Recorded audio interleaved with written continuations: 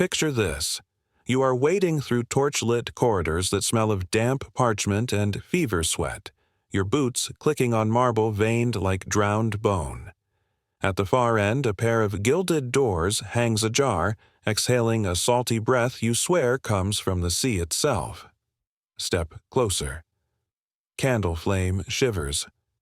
Behind those doors sits a boy king, barely 16, his head swaddled in linen, his crown resting atop the bandages like a ship balanced on melting ice. You can almost hear it, the soft, rhythmic lap of water trapped where thoughts should live. They call him Corydon the Hollow, though never to his face. Midwives told the tale in whispers. When the infant first cried, his fontanelle bulged, and a clear droplet slipped from his ear onto the birthing sheet. Attendants stabilized the infant and sought medical guidance. No one outside that chamber ever heard the full story. An heir, after all, is an heir. Water or no water, and the realm was parched for stability. By toddlerhood, the prince moved like a reed in shifting current.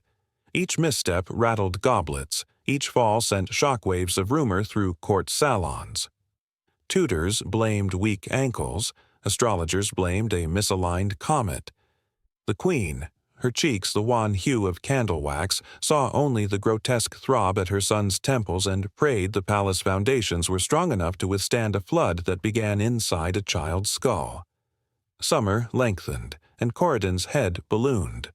Palace barbers shaved it twice weekly, citing the heat, though servants noticed the hairline never grew in evenly. At lessons, the boy listed sideways, ink sloshing across treaties he was meant to sign. One morning, he tried to steady his quill. The parchment bloomed with watery rings, his signature unraveling into liquid coils. Scribes pretended not to notice. Subjects need symbols more than autographs. The first healer bold enough to label the curse knelt before the throne and breathed a single word: hydrocranium. The silence that followed felt like suction. Within a day, the man was found deceased on the palace grounds under unclear circumstances. After that, physicians spoke only in allegories: imbalanced tides, phlegmatic moons, celestial reservoirs. Their remedies focused on relieving pressure and circulation. Yet, for every agony, a spark. At 17, Corydon drafted a maritime levy that filled empty treasuries overnight, and admirals toasted a mind that flowed where others ran aground. Courtiers convinced themselves genius fermented in the waters swirling behind those pale blue irises. The kingdom prospered, briefly. Marriage came next, as marriages do. Lady Iseldra of the Western Marches, famed for storm-gray eyes and an unflinching gaze. On the wedding night, she noticed surgical scars beneath fresh bandages and remained calm. She did not scream. Instead, she lay awake counting the rhythm of tiny waves sloshing beneath thin bone, half certain the tide might spill and drown them mid-embrace. Years stretched taut. Court carpenters installed hidden gutters beneath the dais to catch the king's perpetual drip. Perfumers invented new scents to mask brine. Noble children mocked one another with water-filled pig bladders nicknamed royal heads, bursting them at feasts to riotous laughter until guards intervened. Outside palace walls, drought scorched fields 3 years running. Peasants wondered if heaven siphoned moisture from crops only to deposit it inside their ruler's skull. The circle of healers grew to 10. Each sought glory. One ground emerald dust into goat milk, promising it would crystallize the excess. Another rolled pellets of kiln-baked clay down the king's throat, swearing they would soak the flood. The boldest threaded a silver needle along Corydon's spine, hoping gravity itself might play physician. What followed was a severe seizure requiring urgent care.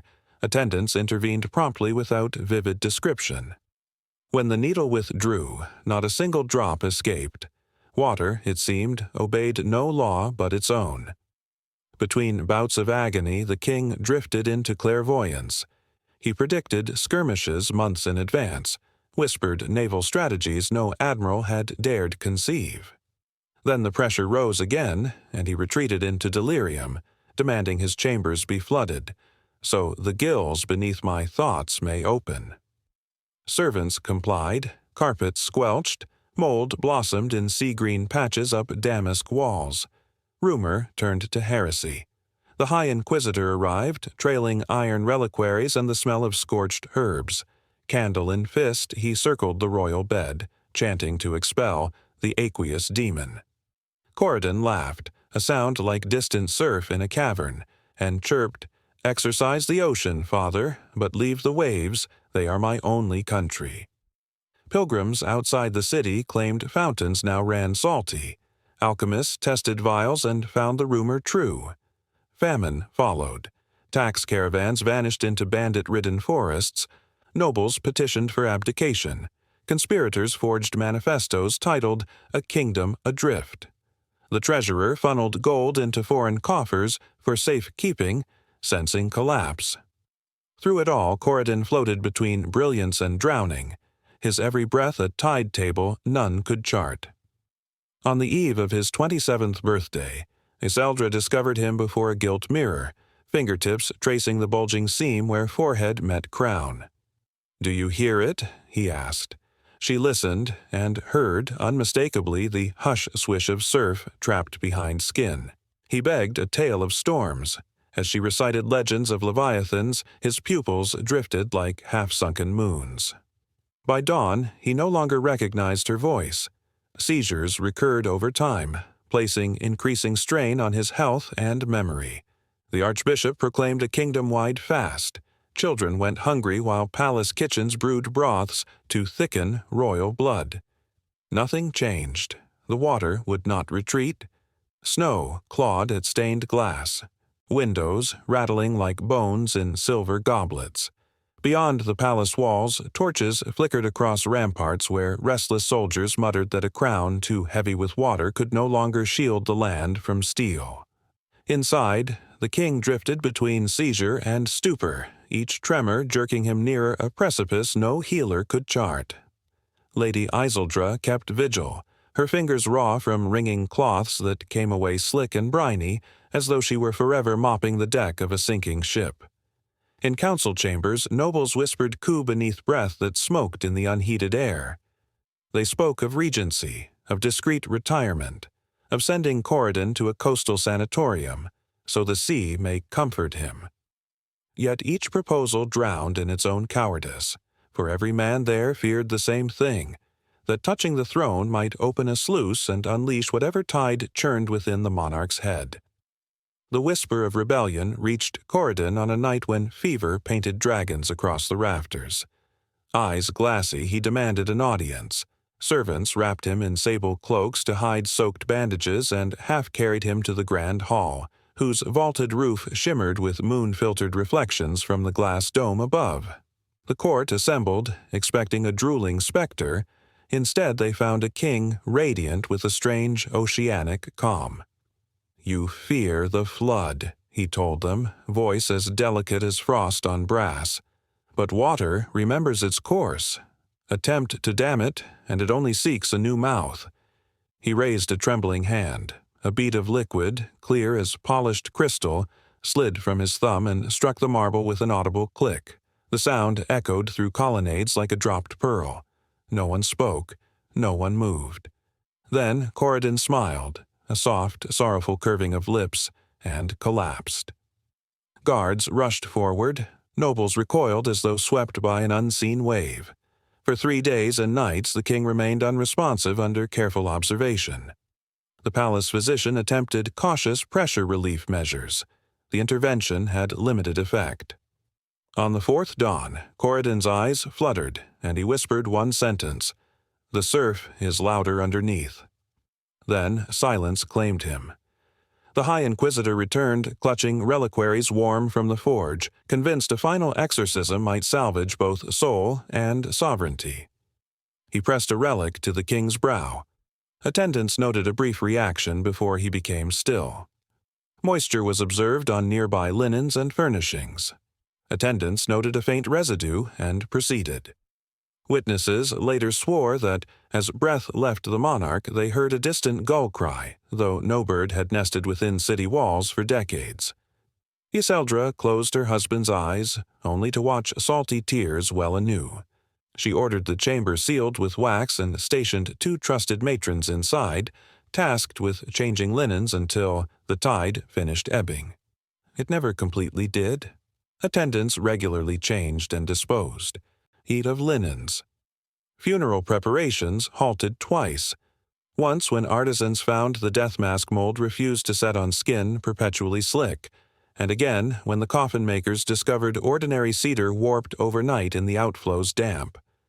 Eventually they lined the sarcophagus with tempered glass sealed by pitch, then wrapped the entire box in chains to reinforce dignity. Superstition, some said. Prudence, others muttered. A post-mortem examination confirmed severe intracranial fluid accumulation with significant tissue compression. The council demanded a sanitized report. A rare cephalic dropsy, scribes summarized, exacerbated by divine imbalance, but whispers outran ink. By week's end, tinkers in distant villages sold pewter charms shaped as miniature crowns sloshing with blue enamel. Children pressed seashells to ears, claiming to hear royal decrees swirling in trapped surf. Iseldra insisted on accompanying the coffin to the royal crypt beneath St. Oran's Cathedral, deep in bedrock far from any shore. Mourners filed past torches guttering in drafts that smelled of tidal caves. When pallbearers lowered the chained casket, moisture beaded on stone slabs untouched by rain for centuries. A bishop blessed the vault twice, sprinkling holy water that mixed imperceptibly with condensation already pooling in mortar seams. 3 nights later, seismic tremors, no stronger than the sigh of a giant, shook the crypt. Wardens dispatched to investigate found chains cool but wet, as though licked by unseen current. They spoke of faint, rhythmic lapping, yet saw no liquid source. Reports reached the council. They sealed records under sigil, marking them Mare Clawsome, the closed sea. Outside, the realm fractured. Border barons carved marches like hulls rotted by barnacles. Mercenaries pledged allegiance to whoever promised dry ground. Priests preached drought as punishment for sins unrepented. Others preached flood as penance for regicide by neglect. Through every marketplace, rumor rippled. Beware the water in the skull. New mothers tapped infants' crowns, listening for echo.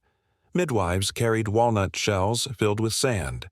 When they pressed husks to soft fontanelles, any hollow resonance sent mothers into silent hysteria. In coastal towns, sailors swore tides misbehaved, retreating too far, roaring back double height. They nicknamed rogue waves Corydons, as if the late king now rode ocean swells restless for landfall. One fishing fleet vanished. Nets washed ashore crusted with salt crystals shaped disturbingly like letters of the royal cipher. Inside the palace's audience hall, factional duelists left stains upon mosaic floors depicting ancient sea battles. Each trace was rumored to turn brackish before servants scrubbed it away. The steward ordered all fountains drained, fearful they might begin tasting of brine unbidden. Yet statues still wept rust-stained tears whenever fog rolled in from the river. Iseldra retreated to Greyspire Convent atop cliffs scourged by perpetual surf. At dawn she knelt on basalt ledges, hood thrown back listening. Nuns found her lips moving in cadence with waves. They could never discern words. Some nights lightning illuminated her silhouette, arms spread like masts, habit whipping around ankles while breakers exploded below. When sisters begged her to come inside, she answered only, "The tide is speaking." Back in the capital, a mild spring should have thawed fear, yet paranoia fermented instead. Physicians developed a ritual. Newborn nobles lay upon hammered brass plates, heads tapped with slender mallets. A hollow ping meant exile to cloisters where bells tolled constant, drowning any imagined slosh. A solid thud meant celebration, and still some mothers flinched, imagining water hidden deeper than brass could judge. 2 years after Corydon's death, lightning struck the glass dome he had ordered. fracturing panes into glistening shards. Rain poured through the wound, cascading over audience benches. Morning light refracted in puddles, swirling patterns eerily reminiscent of neural gyri. Architects blamed flawed grounding rods. Archivists recorded the fracture as the sky-riven tide. A year bled into the next. The realm's map, once tidy as a merchant's ledger, now looked like cracked ice, fissures widening with every rumor of tidal omens. Somewhere on those splintered borders, a warlord named Marcellus Tidebreaker, the irony not lost on anyone, raised a banner stitched with a dry crown split by lightning. He promised to wring the water from the throne and marched inland at the head of 10,000 deserters who wore cork discs over their ears to repel imagined whispers. Picture this. You stand on a hillside overlooking a valley littered with abandoned cisterns. Farmers smash them for fear the royal flood might seep up through stone. Night fog crawls, smelling faintly of brine, though the nearest sea lies 200 leagues away. In the distance, torch lines snake toward the capital. Each torch sways in wind that tastes of salt. Within palace walls, only a skeleton court remains, loyal out of habit more than hope. They hold sessions in side chambers to avoid the central hall where glass shards still glitter like scaled fish. When ministers speak, their voices echo off empty benches and return distorted, as if filtered through water. Some refuse to address chairs directly, claiming the sound reverberation twists words into threats. Lady Iseldra, now Abbess of Greyspire, receives envoys begging her to endorse a new monarch in exchange for peace.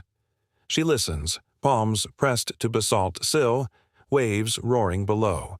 Her answer is always the same. Water carves its own course.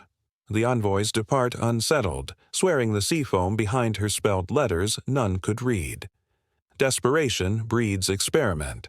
The remaining royal physician, a gaunt man named Dr. Vell, proposes an exhumation. Remove the source, he argues, and the legend dries. The council balks, but Marcellus Tidebreaker's army is 3 weeks away. Fear tips scales. Under moonless sky, a clandestine procession descends to St. Auron's crypt. Torches gutter, reluctant. Chains around the sarcophagus glint wet, though no water drips. When they pry the lid, a sigh escapes, as though long-trapped air at last finds freedom. Inside, the remains appeared unusually preserved beneath a clear layer of fluid. Dr. Vell carefully collected a sample for study. The droplet glows faintly in torchlight. A clerk records every motion, quill scratching staccato. Mid-sentence, the ink feather wilts. Bristles soak moisture beading on parchment.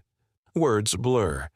The clerk wipes page after page until he realizes his sleeve is dripping. Counselors panic. They order the coffin resealed, chains doubled. Too late. Moisture slicks the floor, creeping between flagstones toward the spiral stairs. The delegation flees upward, boots slapping wet stone. Behind them, darkness pulses, one heartbeat, then another, like distant surf.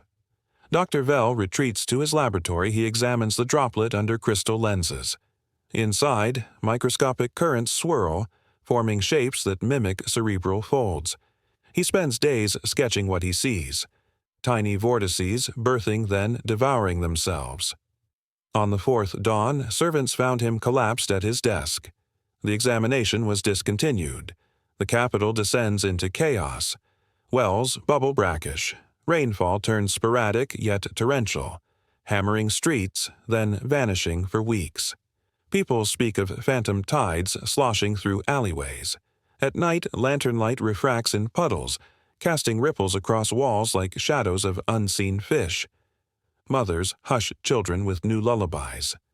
Sleep, my pearl. Keep your skull dry. Marcellus Tidebreaker reaches the outer gates, finds them unguarded. He strides into the grand hall, glass crunching beneath armored heels. Moonlight pours through the shattered dome, illuminating pools that never evaporate. He raises sword and declares, "This flood ends tonight." Echo answers, not voice but water lapping distant shore. That night the conqueror dreams of drowning. A crown, heavy with chains, drags him into black. When he wakes, his helmet overflows. Rivulets stream down greaves. Soldiers hear screams, rush to his tent, find him clawing at temples, shouting, "The tide inside is rising." By dawn he is catatonic, lips moving without sound. His officers, superstitious, abandon the palace before sunrise, leaving banners soaked and sagging. Abdication by terror leaves a vacuum. The archbishop convenes civic elders in the cathedral nave. They debate burning the palace, salting the grounds, relocating capital inland. Amid argument, a tremor shakes floor tiles. Mosaic fish seem to swim. From cracks seeps clear liquid, tracing rivulets toward the altar. Elders scatter. The archbishop remains, pressing a hand to the damp marble. He feels a pulse. Word reaches Iseldra. She descends cliffs to a cave mouth usually flooded at high tide. Strangely, the tide holds back, revealing a tunnel spiraling into darkness perfumed with incense and age. Nuns plead, but she enters alone, guided by rhythmic lapping synced to her heartbeat. You trail her, at least your imagination does, into corridors where stalactites drip mineral tears.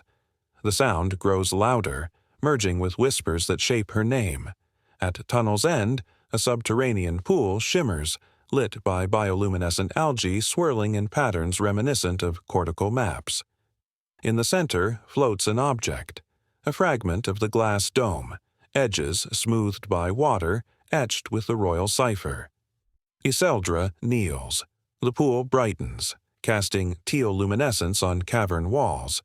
She realizes, perhaps too late, that some part of Caradon's tide never belonged to his body.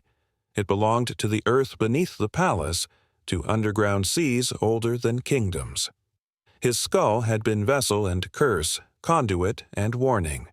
Breaking point reached, the tide seeks new channels. Iseldra cups water in trembling hands. It is warm. It hums. She remembers nights listening to waves slam stone, hearing messages she could not translate. Now the language is clear. Not flood, return. She rises, water streaming from fingers like liquid lace, and begins the long ascent back toward daylight. Morning breaks like pale pewter over the capital. Streets lie empty, wells boarded, banners hanging limp as drowned sails. Somewhere beneath the cobbles, damp spreads in hairline veins no mason can trace. You stand before the palace, its windows blind with salt film, and push open doors that groan like timbers of a ship long at sea. Inside, silence reigns. Yet listen closely. A hush swish echoes through corridors, softer than breath, steadier than any human pulse. It seems to come from nowhere and everywhere, as if the walls themselves have learned to sigh. In the throne room, pools sparkle where torchlight strikes them, though no rain has fallen. The shattered dome high above frames a slice of dawn. Dew condenses on jagged glass, gathers into droplets, descends in perfectly timed plinks. They land on marble and roll toward the dais, uniting with older puddles that refuse to evaporate. Each ring expands, then stills, mirror calm, until the next drop disturbs it. A slow, deliberate heartbeat. Atop the steps, the throne sits vacant. Crown absent. Cushions stained a ghostly gray. Approach and you see faint marks on the armrest. Impressions of fingertips as though someone recently rose but left an echo behind. Touch the wood. It is cold, yet moisture beads instantly beneath your skin like breath on chilled metal. The hush grows louder. You follow it through a side archway into the council chamber. Charts of provinces hang warped by damp. Ink has bled island shapes into inland plains.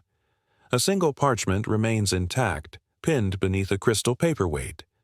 It is Iseldra's hand, unmistakable, slanted letters forming 3 words. The tide listens. Rumor later claims she was seen walking the riverbank at dawn, robe trailing behind like a wake, footsteps leaving no prints on mud. Fishermen swear the water rose to meet her ankles. then withdrew in reverent bow.